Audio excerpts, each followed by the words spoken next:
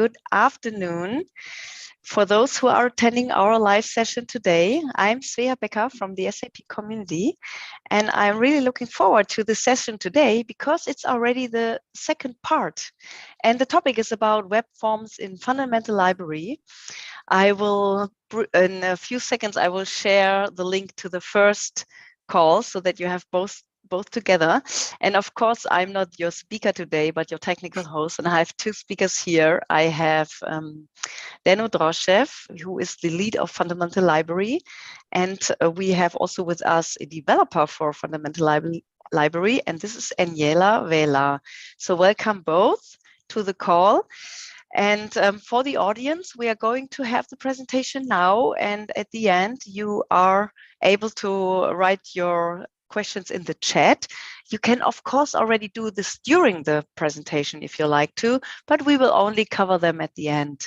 So again, welcome everyone. And I hand over to you, Deno. Thanks for being again here with me. Hi, Svea, and thank you for hosting this. I hope you see my PowerPoint.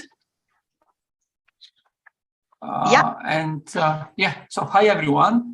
Thank you for joining our third community call in total and our second that is covering the web forms. As you know, we always we want to stress on our disclaimer. And right after this, what's coming next and what's the plan for today. If you haven't watched our previous community calls, what we try to talk about is covering common scenarios, and we try to show how to implement them. And today, it's my favorite call because we will be trying to do live coding with you. And, sometimes when you do live coding, you may do mistakes. So, be patient, don't judge us too much. Before jumping into the scenarios, let me quickly bring your attention to what Fundamental Library is, or what are the key aspects of the library. First, it's that also you're going to see in the next examples, we're trying to make the user experience harmonized. And this is important when you come from enterprise, right? Another aspect is it's an open source for many reasons, but the two main reasons is that we're open for your feedback, and of course, even more open for your contribution. Another aspect is that the library it's driven in a federated way, which means we're trying to offer, or we're giving you the flexibility of picking the right building blocks from the library. Like, it's not one solution fitting for everybody, it's small different pieces that you can reuse. And of course, you can be exhaustive and cover everything. We are trying to cover the most common patterns and components. And the two patterns that you're going to be seeing today, wizard and forms, are, as you know, one of the most common ones. Front-end, what we're trying to do, we're trying to basically help the community with our features. And last but not least is the enterprise qualities, including accessibility, including theming, internationalization, and many others. Also, last time we talked about the web forms. And what I wanted, what I stressed in the beginning, it's this web page that it's coming from the Web Accessibility Organization, and they're pointing out to few elements that are important when you try to build forms with accessibility in mind. Accessibility in mind, not just to cover for people with disability, but basically bringing this aspect or considering them and reflecting them in your web form design and web form implementation will make it easier for the users. Such a proper labeling of the components or the controls, grouping the information that is relevant, giving easy instructions so the user can really fill the information without wondering too much, validating the input as much as it's possible, So, the user can validate the mistake, notify the user, and how they can correct the mistakes. Most of those, except the user notification, we covered in the last call. Now we're going to be focusing more on the notification and also breaking basically how we can break the forms into smaller chunks, so user can easily or easier fill the information. This is one of the most important aspects. And then something that is not mentioned here, it's the development experience. As a developer, you know how important this is, how easy, how comfortable is to write the code. And then this will cover during our examples. What is next now? Eniela will try to recap what we covered in the last call, and then she's going to jump to some examples. Eniela? Okay, thank you, Deno, and hello everyone who is currently watching this community call. If you missed our previous community call, it's totally fine. I will just go through the 4 scenarios that we discussed earlier. Our goal here is to progressively improve our web forms while coding less using the fundamental library. We have designed 6 different scenarios in total, of which 4 were covered in the previous community call. Without further ado, let's just move on to our previous example. So the first scenario that we introduced was building a web form in just plain HTML. The reason why we picked HTML first is that HTML is a very easy markup language and everyone with no coding experience can pick it up. However, as we can see here from this screenshot, HTML doesn't provide much when it comes to visualization. But for that, we have a solution, and we're going to the scenario 2. As we see right here, we have a slightly different looking web form. We have transformed it into a modern looking one using fundamental library styles. It is as easy as it can get. All you need to do is actually follow the instructions in the documentation page of the fundamental library styles and install all the requirements that are mentioned right here. The theming, the NPM packages, and everything else. The next step after installing the requirement is that you need to add the FD classes to your form controls. So what we did right here in the styles, we added the FD classes, as you can see, for the item right here, which is this one is the date of birth. We have included the FD form input and then like all the requirements that we need to position the date of birth element. Also for picking another data list, which is the list that we created for this part right here to pick up the country. We have Albania, Australia, Canada, using the options from the data list picker. As we can see, like you can pretty much build the project in a modern looking one in a very few steps. You can use fundamental library styles pretty much in any project that you have already built in the logic, but you don't want to kill yourself with the styling. Honestly, it's not fun to deal with styling for developers, at least. Can't really rule in the designers. So let the fundamental library styles help you and guide you through some modern looking components and transform your project into this one. So up until now, we saw the HTML and the fundamental library styles. Those were pretty much an easy move towards our examples. Now in scenario 3, we are going to cover an Angular web forms.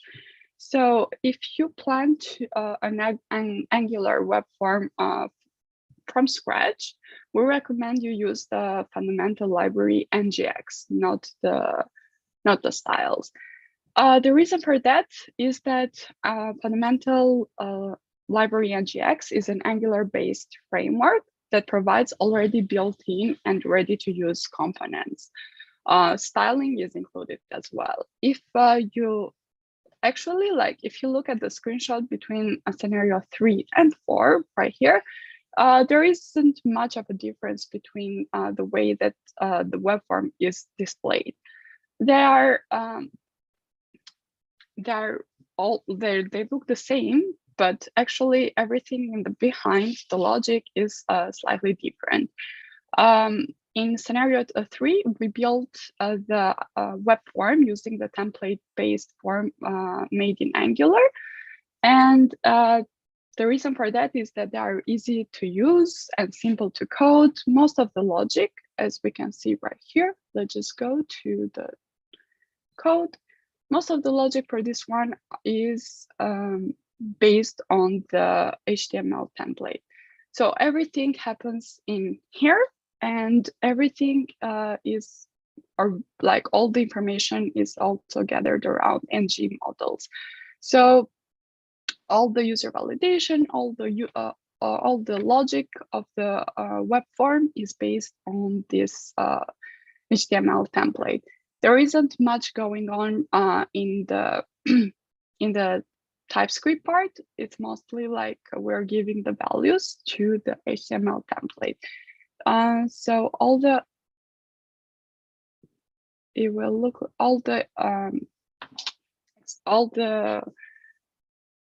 examples are presented right here, and as we can see, we have this platform. We have this web form that we just created. So moving on to scenario 4, we slightly move to the reactive web forms. On contrary to the template-based one, the web forms, the reactive web forms are all the logic is based on the template one. So if we look at the reactive web forms right here, all the logic, we don't have much logic. We have created a structure for the web form in the HTML template, but all the logic is in the TypeScript part. So we have all the user validation through the get field state to check the validation of the user. All the values are also given from the template. Everything that you see as a structure is based on the HTML template, and every logic is mentioned in the reactive TypeScript. So what's actually how you can use the fundamental library documentation to your advantage. So let's just go to one of the, let's just pick input because it's easy. And if we see the documentation for the input, the first 3 examples are mostly based on the template one, on the template web form, but the last example is on the reactive form. So if you want a more detailed explanation, you can just show the code, and you can see that we don't have any TypeScript in here, or everything happens in the HTML template for the template-based one, versus for the reactive form input component, how to build an input component in reactive form. Every part of like the user validation, the logic behind it happens in the TypeScript, not in the HTML template. In the template, we just create the structure, and the logic is right here. It's presented right here. The styling comes directly from the from the Fiori's design and theming. We are also covering Horizon recently. We're going to mention it later on, how to deal with Horizon and different styling technically. So up until now, we discovered 4 different scenarios. Your head might be overloaded with lots of information, different techniques, but let me just ease up your mind and introduce the fundamental library NGX. So platform. So the platform is the platform part is built on top of fundamental NGX core to enhance the existing functionality and provide a higher abstraction for the components. The goal here is to focus more on the application development and cut some decision for in the coding layout, for example, the grouping, the assembling of the elements, or handling the form errors. Everything is mostly done in the platform form automatically. You don't need to do anything else. So from the platform fundamental NGX, we're going to focus on the form generator. They are faster to code, less line, easier also, less lines of code. It provides a modern look as well. So we'll see how to generate the whole platform web form together. From the first things first, we're going to go to the documentation. And if you go to this drop-down button right here, from core, we are going to the platform documentation. Everything that is needed to install technically is mentioned right here, the API references, how to get started, and what libraries you have to import this fundamental NGX module, a platform module. So in the documentation, if we go to the form generator, that's what we are going through today, you're going to see all the information that you need to use and how to build your application. You can check all the APIs and the inputs items, every type of element that you are going to use in your project. And in our project today is mentioned right here in the documentation. So let's just see how this will look like. Oh, my Zoom is okay. So we built a template reactive. Now we're switching to the platform one. As you can see, the styling is pretty much the same, as we use the same styling across all the application, but the coding is different. The coding part is different. So if we go right here in the HTML template part, we're gonna see that in 12 lines of code, -1 here. So in 11 lines of code, you can just build a whole web form. Literally, you don't need much. Minus the footer, the FD generator is just 1 line of code technically. As you can see right here, we have to structure our column layout. When we have a small size, as in this case right now, we're going to display only 1 column. And if the size of the screen is a little bit bigger, medium or large or extra large, we're going to display 2 different layouts.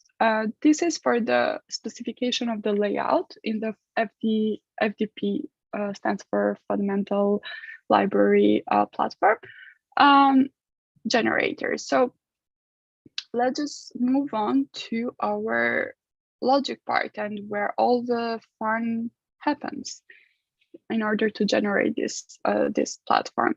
So everything happens in the TypeScript part, similar to the reactive one, with the difference that you can generate every type of element also in the TypeScript part. If we remember, in reactive, we had to build the components in the HTML template. Here we're focusing on the TypeScript one. So the first thing, we have to import all the elements that we are going to use from the core. As mentioned earlier, the platform part of the fundamental NGX is based on the core, on the fundamental core NGX. So we have to import the core elements and then the platform elements as well. So after that, we are going to generate our form component, and from there, everything that you see is the elements that are mentioned right here. For example, type input last name, we have the last name right here. And then the placeholder, enter your first name. This field is required, so the validation is set right here that this value cannot be null technically. And we also have included a form instruction on how to fill out this particular input type. So we have the first name should be a combination of letters only. If we try to put some numbers, it will give us a state of error and so on. Let's just go to right now to our data. Let's password as well. We have to have a minimum of 8 characters, at least 1 uppercase, 1 lowercase, and 1 special character. So all the requirements are needed in here. So let's just see. I typed everything. Let me just put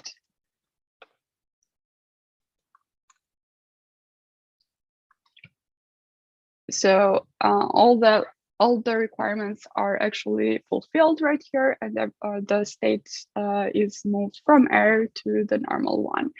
The field also is required. We have to repeat the password. The password should match as well. These are just some user validation.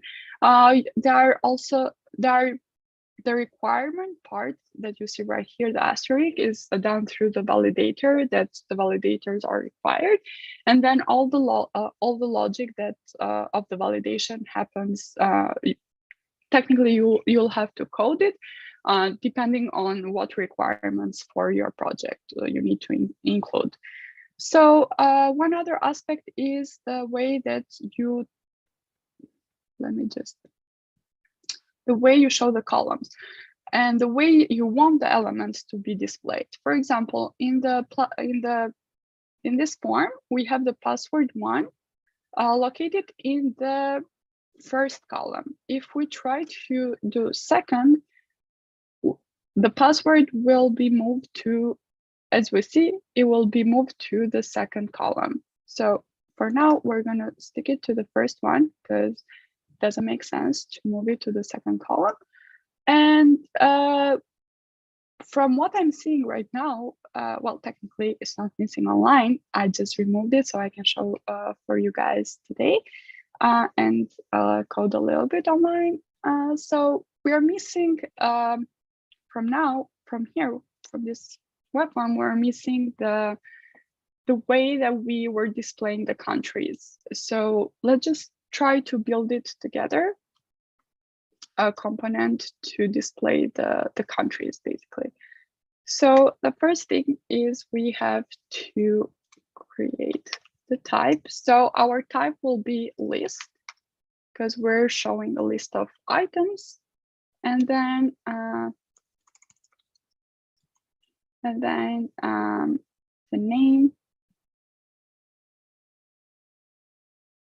Okay, so list, the name will be country.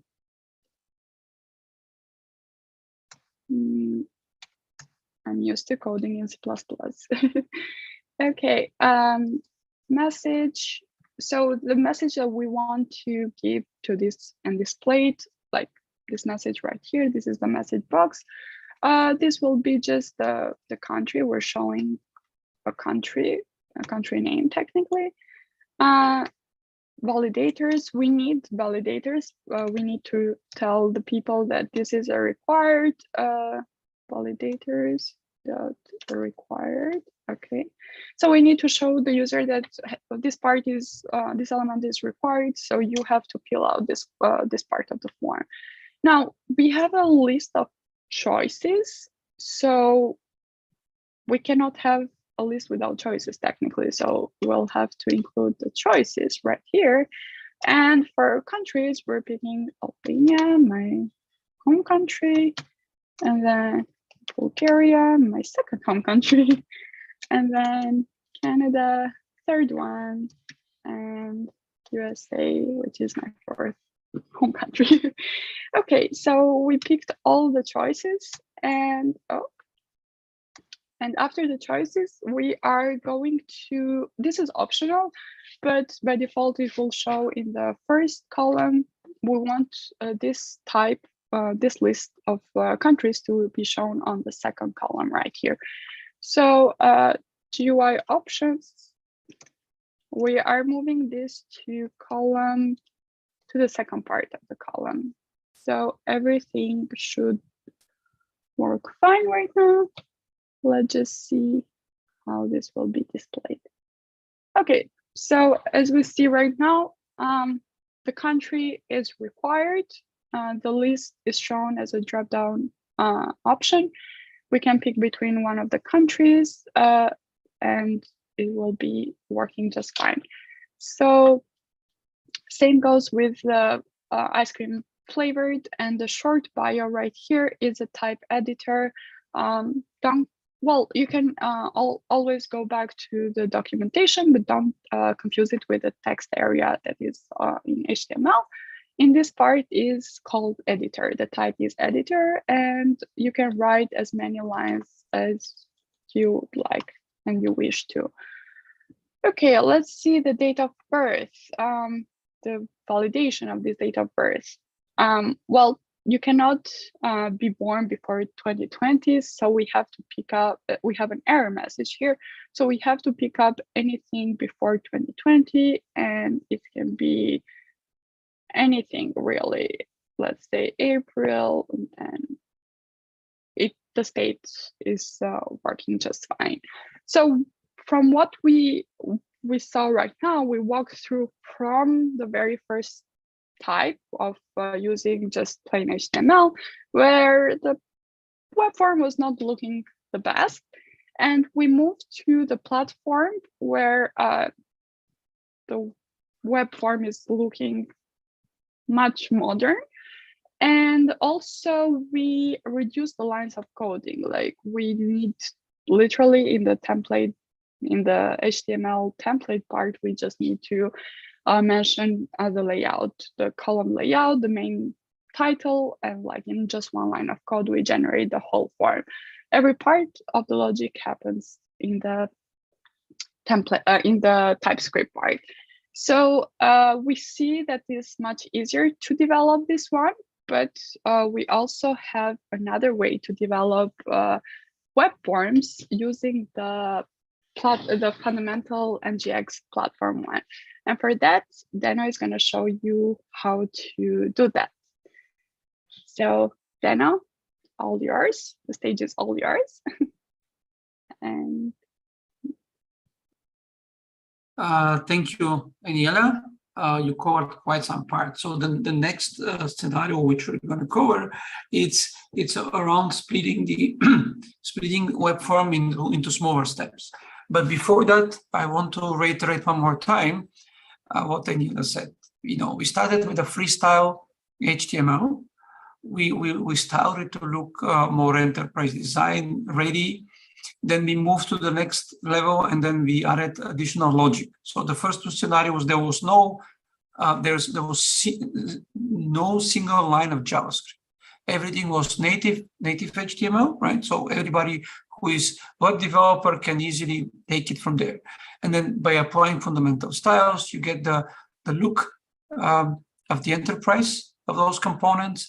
Then on Angular also we add additional logic for validations and layouting, right? when it comes to the platform, what Eniela showed is, with basically one single HTML tag, you're having the whole form. Of course, you need to pass the data, but this is basically metadata-driven template, right? If the data is coming from the backend, you can pass it to the template, and boom, you have the full form, right? It's easy. The other fun part was that thanks to the TypeScript, you don't need to switch between screens and take a look what was the API, what are the properties, which you're going to see as well here. So our first task is breaking the form into smaller steps, also exploring the development experience, how easy it is to build such a form, and at the same time not compromise the other aspects like labeling, grouping, and etc., which we're going to see and try to apply it here. Before jumping into the example, I mean, we have the example already ready, and Eniela prepared everything, but I would like to code with you a little bit more. Before that, what we will be using is, so if you go on the documentation page, which Eniela already showed, there is an existing wizard, right? So the wizard, you can use it to split your form. We offer, again, full-blown template-driven wizard. So you can, build all that stuff having the template, right? So if you see here, you can use the wizard. So basically, we are offering this as well. If you want to control everything with all the options, you're free to use the wizard on the code. But then if you want to basically create a form that is split in steps and it's completely data-driven, then the wizard generator is for you. But the wizard generator, another advantage is basically what you've seen so far from the form generator. It's 100% applicable in the wizard generator, because basically wizard generator, it's array of steps, and each step it's a one form generator itself, right? So we're combining multiple form generators. Again, as Eniela showed, you can come and see the examples, you can see the code, you can even run it in StackBlitz, you can come and see the API, right? So you can come and say, okay, I want to see the wizard generator component, which we will be using, and maybe we can apply something. So for example, it says display summary step. By default, it's false. And then maybe we want to show it always. So let's go to the coding. Here in the coding, as you see, we have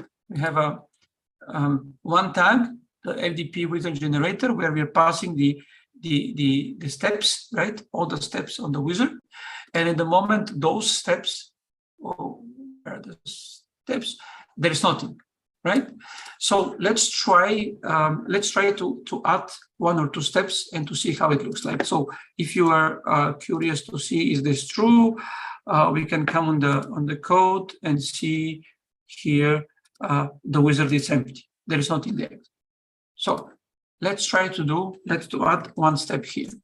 The beauty of this is, I can have a code completion and say, I want to have my name of the steps, name of the steps will be shown in the navigation bar, right? So I do name, and then I can name it as let's say, pick a product step, right? Then, as you see, the TypeScript, that's the beauty here for developers. It tells you that we need not only this, but we need few more stuff, right? We need here ID, right? Let's just call it pick, and then step one. And then, so far it's fine. That can work and compile, but we need in the step some items like fields. So in this case, the very first thing is we need to create a form group. So it allows you to create an array of form groups. And inside the form group, we'll create one, and we can name it, let's say, product selection. I can give it an ID again. Let's say product selection, and then what I'm missing, the last thing is the form items. Form items, basically, it's all the fields. So similarly to what you saw in the form generator, we can create, let's say, I can name it as a product name, right? Then I can say it's a type. For now, as a simple thing, I can name it as an input. Basically, what is it complaining? Oh, right. So it has to be, it's an object, right? So the form items, it's a list of fields. So I remove this guy here, I add it here. And let's just add the message so we can have at least a label, and we can type enter product. So if I save, you're going to see already a wizard that has one step with one product, right? That's it. That's how simple it is. What we can do is we can add a second step in the same way, right? I'm not going to waste your time. Guys, you see me how to do a second step. What I'll be doing, I will just copy and explain what I'm adding here. So I have prepared the snippet. I'm going to copy here just to make it simple. And as you see, my second step, it's a pick a cookie. Let's say we want to have a cookie. This is the ID. Then I'm adding a form group, cookie selection. And then inside, similar to what we saw in Eniela's part, we have a type select, like a list. So if I save this thing, you're going to see right away two steps appearing, right? 1 and 2. You may ask, what about the summary? The other aspect of the web forms is to offer a way to the user to correct the mistakes. So as we saw here, we can set this to true, and you can see the summary step, right? So what we can do here, we can say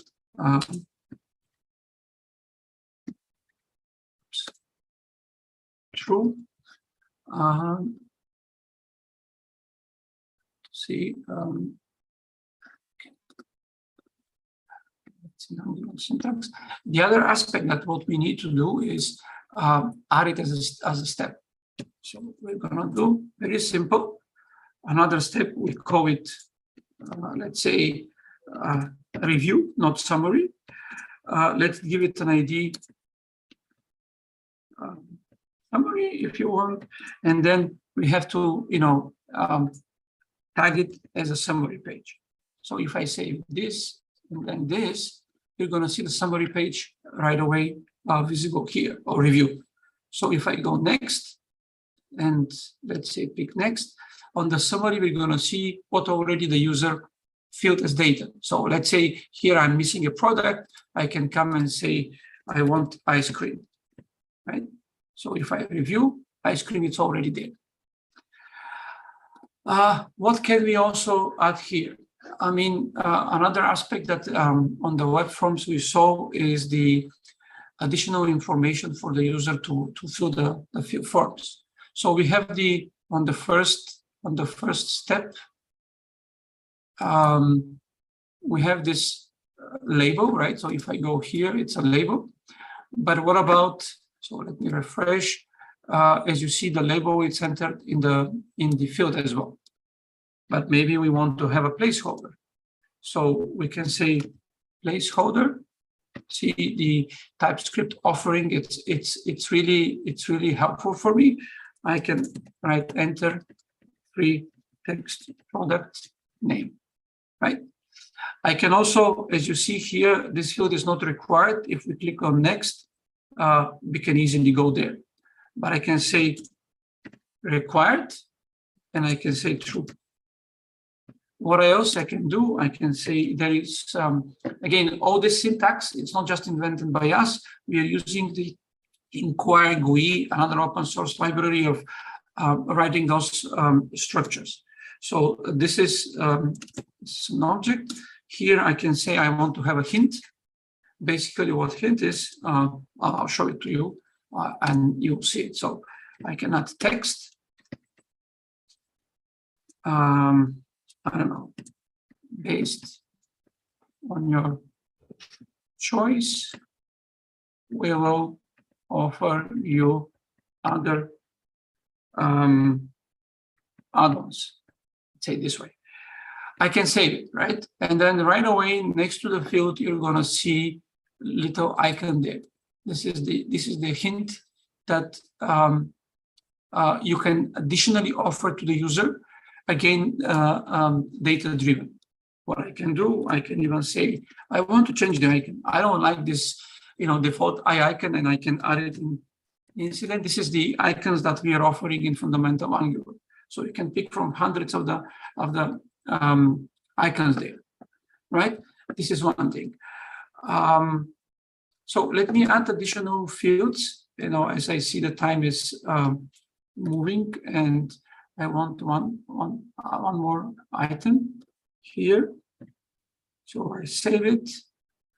So in here you're going to see now. I hope you'll see. Did it save it properly? Okay. So another aspect that I want you to see here carefully, you can make the fields dependent on others. So in this case, what I enter as a text, here the second checkbox is, let's say I want to add a topping offer, topping and dipping, but this is only if the product is ice cream. So as you see, my second field, at the moment it's not shown. It's a checkbox with two options, and it only will be shown if the user type ice cream. So at the moment, I don't see anything. I can just add one more thing to make it something that you can understand more. Here in the GUI, I want to offer column. Now column 1, just to be aligned, and then I will type ice cream. Okay, let's remove this guy here.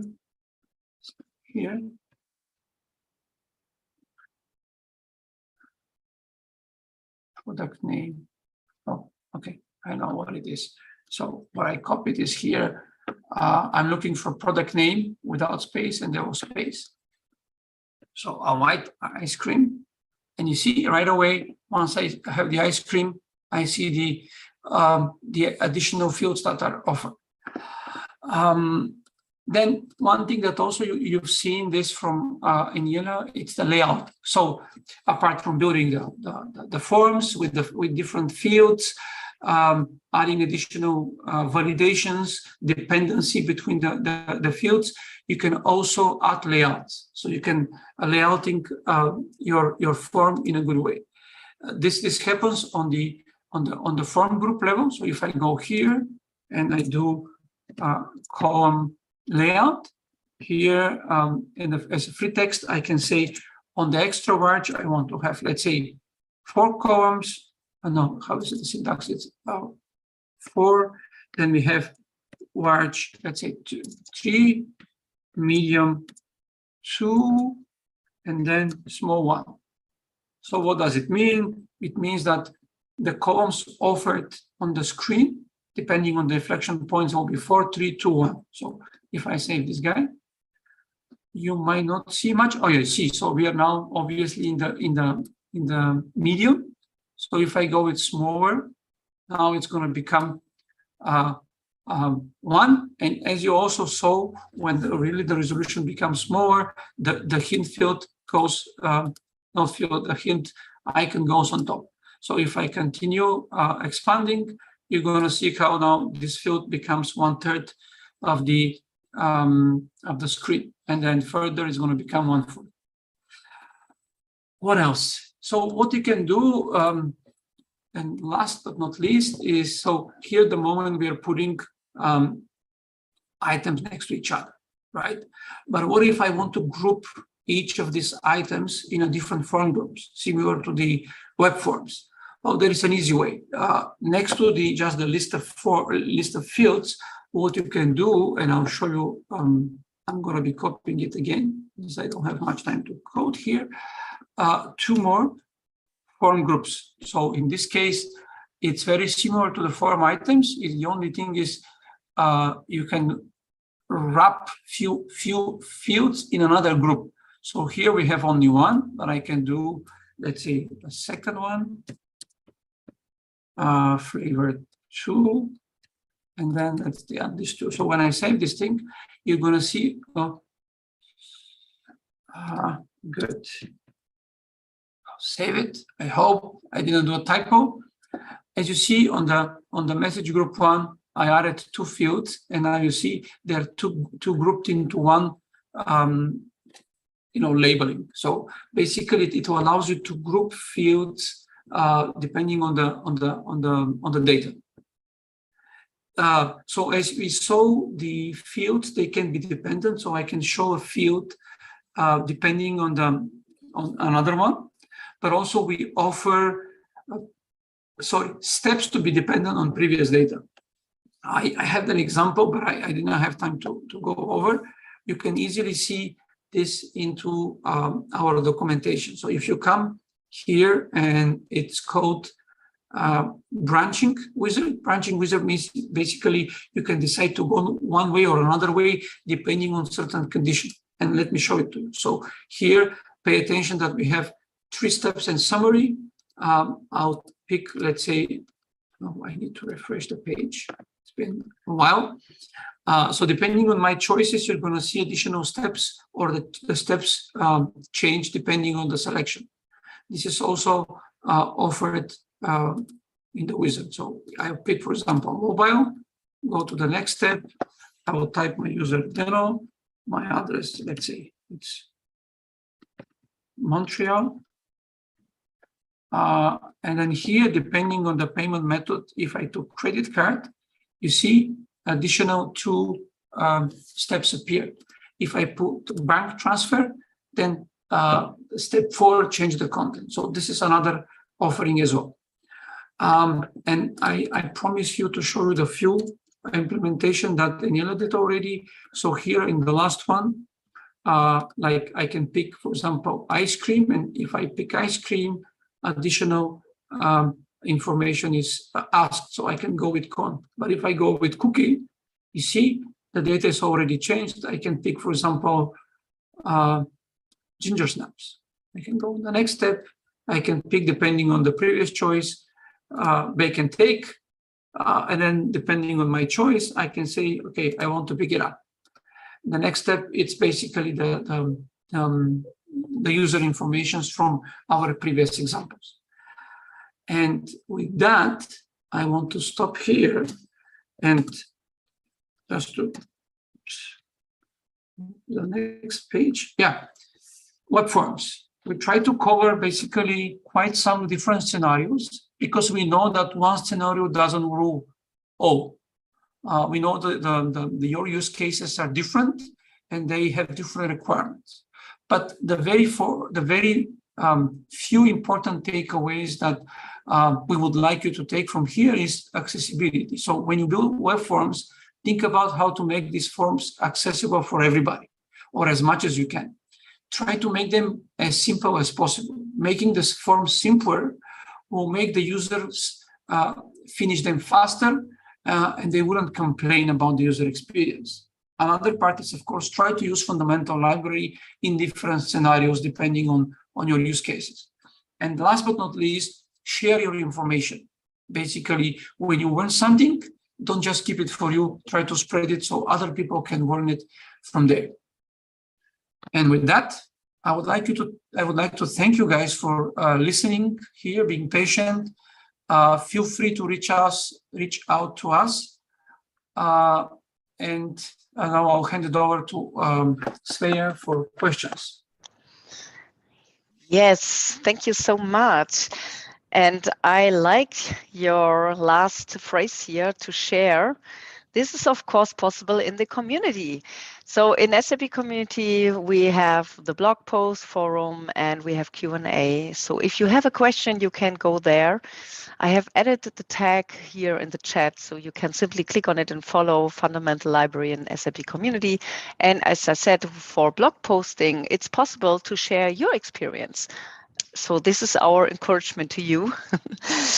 And then, of course, thanks so much, Deno and Eniela, for all this information, all these insights. And I would like to encourage the audience to add your questions here in the chat. Then I can read it out. And we have now the experts here live. So this is your chance to ask questions and get the answer directly. So don't miss this chance. And I would like to ask something because you talked about now the core NGX and the other fundamental library platform. So when we can use what, and can you answer this in a short answer?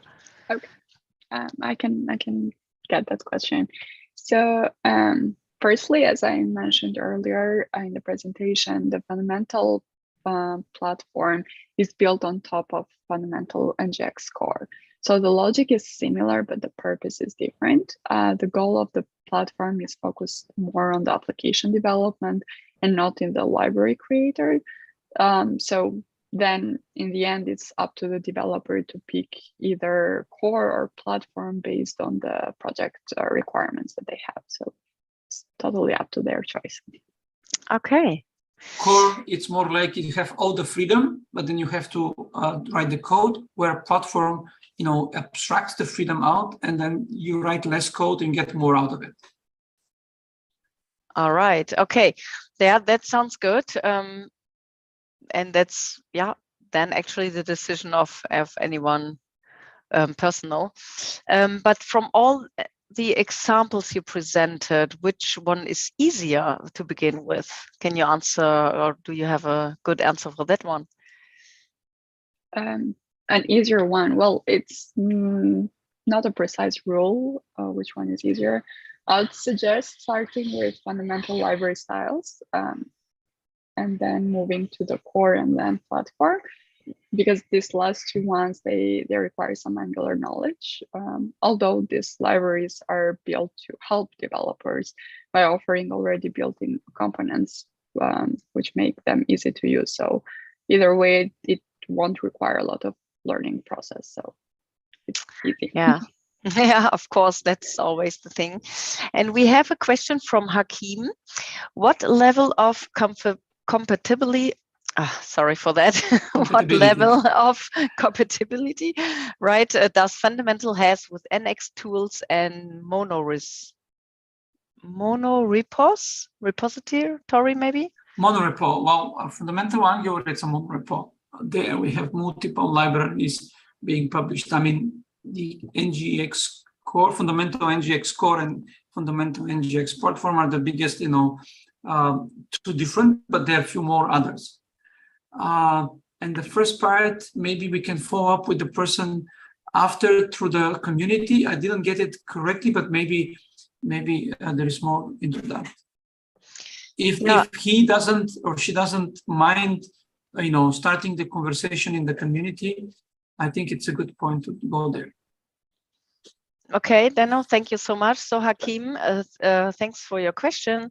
You can either elaborate it here a little bit more, or as Deno said, it would be great to connect with him in the community, and then we can find out more background about your question, and then he can provide you the correct answer to this one.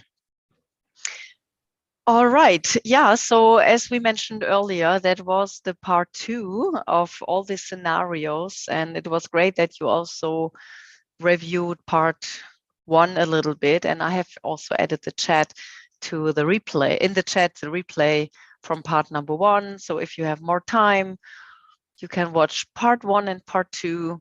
And all together you have the full information and which hopefully helps you to work better or start working with Fundamental Library. All right, so then I can only thank you both for having been part of the series here again, our SAP Community Calls. I hope you stay in contact with us here or via SAP Community, and also to the audience. Thanks so much for joining today, and I wish everyone a great day ahead, and hope to see you once soon in one of the next community calls. Thank you, Svea, for hosting, and thank you, Eniela, for preparing the whole community call. And thank you, everybody, for listening. We're looking, staying in touch with you and for your feedback. Yeah, Thank you. Bye-bye. Thanks.